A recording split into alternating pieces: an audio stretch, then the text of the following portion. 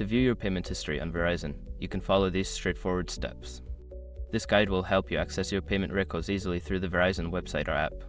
Step 1. Log into your account. Visit the Verizon website or open the My Verizon app.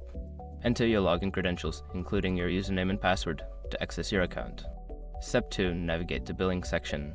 Before filing a refund or dispute, use the SROC.com link in the description to open the refund dispute deadline calculator and confirm your deadline. Step 3. Select Payment History. In the Billing section, find the option labeled Payment History or View Payment History. Click on this option to access a detailed list of your past payments. Step 4. Review Payment Details. You will see a summary of your payment history, including dates, amounts, and payment methods. Review the details to find the specific payment information you need. Step 5. Download or print. If you need a physical copy or want to save the information, look for options to download or print your payment history. Follow the prompts to complete this action. By following these steps, you can easily access and review your payment history on Verizon. If you encounter any issues, consider reaching out to Verizon customer support for assistance.